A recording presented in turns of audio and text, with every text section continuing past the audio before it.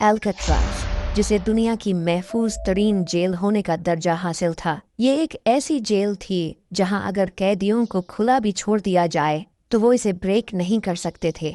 फिर भी अथॉरिटी की नाक के नीचे से 3 प्रिजनर्स कैसे भाग निकले, जिनका पता न सिर्फ FBI बल्कि अमेरिका की 3 बड़ी अथॉरिटीज़ भी नहीं लगा सकी। हम बात कर रहे हैं एक ऐसे जेल ब्रेक की जो पेशेंस और प्लानिंग की एक मिसाल है। ये केस पिछले 60 सालों से न सिर्फ उलझा हुआ है बल्कि अब एक मिस्ट्री बन चुका है।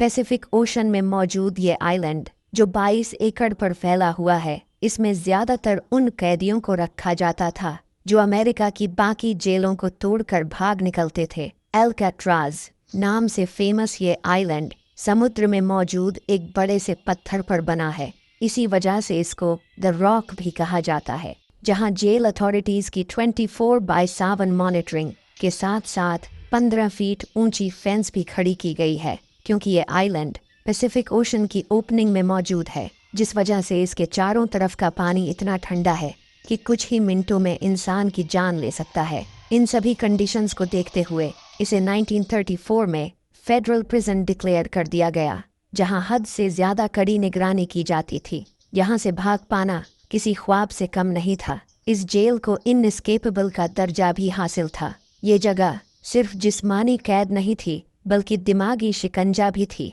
लेकिन यहाँ कुछ दिमाग कैद होने के बावजूद आज़ाद सोच रखते थे। फ्रैंक मॉरिस, क्लैरेंस एंगलिन, जॉन एंगलिन और एलन वेस्ट, ये चारों एक दूसरे से अलग थे लेकिन एक जैसी सोच रखते थे। फ्रैंक मॉरिस की गिनती एल्काट्राज के सबसे ज़हीन तरीन कैदियों में होती थी। उसका IQ लेवल 133 था, जो कि एक आम इंसान से कहीं ज़्यादा होता है। फ्रैंक मॉरिस ने जुर्म की दुनिया में अपना पहला कदम सिर्फ 13 साल की उम्र में ही रख दिया था। उसे एल्काट्राज में एक बैंक रॉबरी की वजह से लाया गया था। जॉन एंगलिन और क्लैरेंस एंगलिन दोनों आपस में भाई भाई थे। इन्हें भी एक बैंक रॉबरी के केस में यहाँ पर रखा गया था। और ये है एलन वेस्ट, जो पहले भी कई बार दूसरी जेलों से भागने की कोशिश कर चुका था। इसी वजह से उसे एल्काट्राज में रखा गया था। एलन वेस्ट एल्काट्राज में काफ़ी टाइम से था, जिसकी वजह से जेल के कंपोनेंट्स के बारे में उसे बाकियों से ज़्यादा मालूम था। एल्काट्राज से भागने का आइडिया सबसे पहले एलन वेस्ट ने ही अपने साथियों को बताया था। एलन ने जेल के ब्लॉक B में एक लूप होल तलाश किया था, जहां से इनके लिए भाग पाना मुमकिन था। अब क्योंकि ये सब अलग अलग वक्त में एल्काट्राज पहुंचे थे, तो इन सभी को अलग अलग ब्लॉक में रखा गया था। एंगलिन ब्रदर्स और एलन वेस्ट को जो सेल नंबर अलॉट हुआ था वो ब्लॉक B में था, लेकिन जो सेल नंबर फ्रैंक मॉरिस को मिला था वो अलग ब्लॉक में था। इस वजह से ये चारों सिर्फ तभी मिल पाते थे जब टाइम टेबल के हिसाब से खाना खाने या फिर दूसरे काम करने के लिए सेल से बाहर आते थे। इसीलिए सितंबर 1961 में फ्रैंक ने जेल अथॉरिटीज़ को ब्लॉक B में सेल अलॉट करने की एक अर्जी दी, और हैरानी की बात यह है कि जेल अथॉरिटी ने इसे मंजूर भी कर दिया। अब फ्रैंक को भी ब्लॉक B में शिफ्ट कर दिया गया, जहां ये चारों जब चाहे बात कर सकते थे। वैसे तो एल्काट्राज में हर कैदी को अलग अलग सेल में रखा जाता था और एक दिन में 13 बार कैदियों की गिनती की जाती थी, लेकिन यहाँ रह रहे कैदियों को सभी फैसिलिटीज़ दी जाती थीं। जिन्हें पेंटिंग का शौक़ था वो पेंटिंग करते, जिन्हें पढ़ने का शौक़ था उनके लिए लाइब्रेरी थी, और जिन्हें म्यूज़िक का शौक़ था उन्हें बजाने के लिए म्यूज़िकल इंस्ट्रूमेंट दिए जाते थे। इसके अलावा इस जेल में हर रोज़ 1 से 1.5 घंटे का म्यूज़िक टाइम भी होता था, जिसमें सभी कैदी अपने अपने म्यूज़िकल इंस्ट्रूमेंट बजाते थे। अगले 2 सालों तक ये चारों आपस में क्या प्लानिंग करते रहे, इसकी किसी को कानो कान कोई खबर ना हुई। और फिर वो दिन आया 12 जुलाई 1962, जब सुबह के वक्त रूटीन के मुताबिक जेल स्टाफ तमाम कैदियों को उठाने के लिए पहुंचा। असेंबली में जब काउंटिंग की गई तो इसमें 3 कैदी मिसिंग थे। जब स्टाफ ने सेल को दोबारा से चेक किया तो ब्लॉक B में एंगलिन ब्रदर्स और फ्रैंक मॉरिस को अपने ही बेड पर सोता हुआ पाया।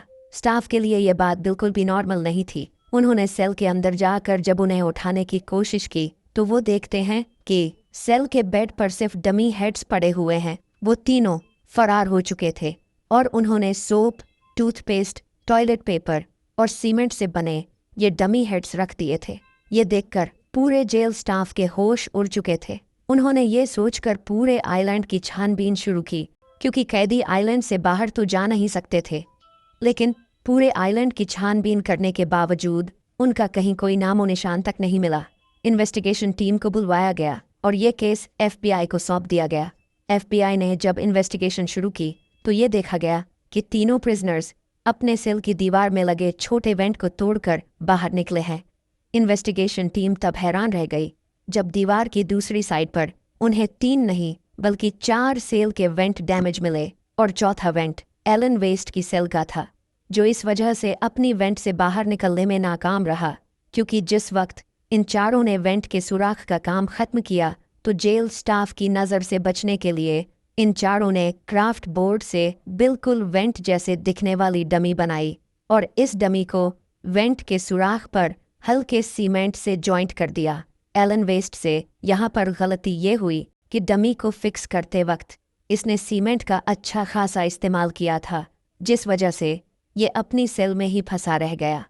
एफबीआई ने जब अपनी इन्वेस्टिगेशन शुरू की तो एलन वेस्ट को अच्छी तरह मालूम पड़ चुका था कि अब इसके बचने का कोई चांस नहीं है। तभी इन्वेस्टिगेटर ने एलन को ऑफर किया कि अगर वो सब कुछ सच सच बता दे तो उसे मिलने वाली सजा माफ कर दी जाएगी। एलन वेस्ट ने भी अपनी भलाई इसी बात में समझी कि इन्वेस्टिगेटर को सारा प्लान बता देना चाहिए। यही एलन ने कबूल किया कि सारा प्लान असल में उसी का था। उन्होंने ये डमी हेड्स बनाए थे और इसमें लगे बाल उन्होंने जेल के अंदर ही हेयर कट के दौरान चुराए थे। एलन ने बताया कि जेल की मेंटेनेंस का काम करते वक्त उसने नोटिस किया कि सेल की दीवारें सिर्फ 6 इंच मोटी हैं, जिस वजह से वेंट के सुराख को आसानी से बड़ा किया जा सकता है। 6 महीने तक ये चारों प्रिजनर्स म्यूजिकल आवर के वक्त इस सुराख को बड़ा करते रहे। ये काम वो किचन से चुराए चमचों की मदद से करते थे, जबकि आखिर में इन्होंने वैक्यूम क्लीनर की मोटर से एक ड्रिल मशीन भी तैयार कर ली थी, जिसने इनका काम और भी आसान कर दिया था। वेंट का सुराख सेल की पीछे वाली साइड पर एक कॉरिडोर में निकलता था, जहां कोई सिक्योरिटी नहीं होती थी। एलन ने बताया कि यहाँ से एक ड्रिल पाइप सीधा ब्लॉक की छत पर जाता है, जहाँ से तीनों प्रिजनर्स एक पाइप का यूज करके छत से नीचे उतरे और फिर आइलैंड की 15 फीट ऊंची फेंस को टॉप कर बाहर निकल गए। उसने बताया कि उन्होंने अपनी सारी तैयारी पहले ही पूरी कर रखी थी। जेल की मेंटेनेंस में काम करते वक्त उन्होंने काफ़ी रेनकोट भी चुराए थे, जिससे उन्होंने अपने लिए लाइफ जैकेट और एक बोट भी तैयार कर ली थी, जिसकी मदद से वो यहाँ से भागने में कामयाब हो सके। लेकिन एफबीआई के लिए सवाल अब भी यही था, भागने वाले प्रिजनर्स अब कहाँ हैं? इन्वेस्टिगेशन में एलन ने बताया कि प्लान के हिसाब से हमें अल्काट्राज से निकलते ही 3 किलोमीटर दूर एंजल आइलैंड जाना था और वहाँ से सीधे मेन आइलैंड, जहाँ से एक गाड़ी चुरानी थी और उसके बाद हमेशा के लिए ये देश छोड़ देना था। एलन की ये बात सुनते ही एफबीआई ने तीनों प्रिजनर्स की छानबीन शुरू कर दी। एंजल आइलैंड पर ढूंढा गया, अल्काट्राज के चारों तरफ समुद्र में भी तलाश किया गया और मेन आइलैंड पर भी ढूंढा गया, लेकिन ना ही इन तीनों प्रिजनर्स का कोई पता चला और ना ही उस दिन किसी गाड़ी के चोरी होने की कोई रिपोर्ट मिली।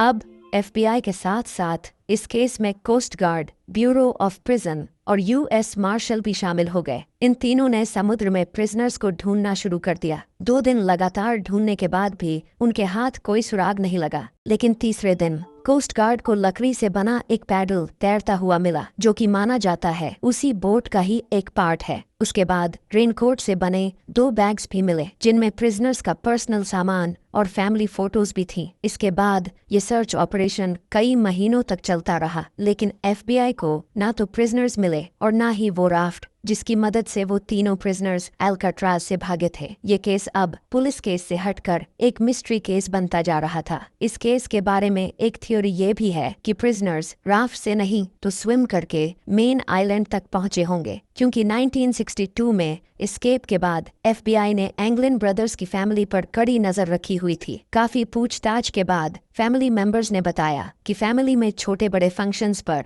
2 औरतों को अजीब से मेकअप में देखा गया है और हम में से कोई भी नहीं जानता कि वो कौन है। और इस पूछताछ के बाद वो 2 औरतें फिर कभी नजर नहीं आई। उनके एक भतीजे डेविड विडनर ने एफबीआई को बताया कि जॉन और क्लेरेंस एंगलिन के बड़े भाई ने अपनी मौत के वक्त अपनी बहनों को बताया कि उनके भाई सही सलामत मौजूद हैं और वो उनके साथ कांटेक्ट में हैं। इसके अलावा इसके 15 साल बाद एंगलिन ब्रदर्स के कजिन ने ब्राजील में दोनों भाइयों को एक क्लब में देखा और उनकी एक फोटो भी ली। उनकी फैमिली का भी यही मानना है कि ये एंगलिन ब्रदर्स ही हैं, लेकिन यूएस मार्शल सर्विस के इन्वेस्टिगेटर का मानना है कि जो फोटो में दो लोग दिख रहे हैं उनकी उम्र एंगलिन ब्रदर्स से मैच नहीं खाती। ये आखिरी बार था जब एंगलिन ब्रदर्स के जिंदा होने की कोई खबर मिली थी। इसके बाद इनका आज तक कोई अता पता नहीं चल सका।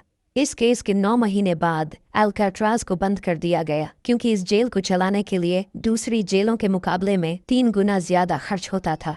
इसके अलावा समुद्र के खारे पानी और हवाओं की वजह से जेल की दीवारें जल्द ही डैमेज हो जाती थीं, जिनकी मेंटेनेंस में 3 से 5 मिलियन का खर्च आता था। इन सभी कंडीशंस को देखते हुए attorney general Robert F Kennedy ने अल्काट्राज को बंद करने का ऑर्डर दे दिया। 1979 में एफबीआई ने इस केस से ऑफिशियली हार मान ली। अब सिर्फ यूएस मार्शल सर्विस ही है जहां ये केस अब तक ओपन है और तब तक ओपन रहेगा जब तक प्रिजनर्स पकड़े नहीं जाते या फिर उनकी उम्र 99 नहीं हो जाती। अल्काट्राज आइलैंड को आज एक नेशनल पार्क में बदल दिया गया है जहां टूरिस्ट आज ब्लॉक बी की उन्हीं सलाखों को देख सकते हैं जहां 60 साल पहले ये चारों प्रिजनर्स कैद हुआ करते थे। उम्मीद है ये वीडियो आपको पसंद आया होगा। मिलते हैं अगली एक और ऐसी ही शानदार वीडियो में।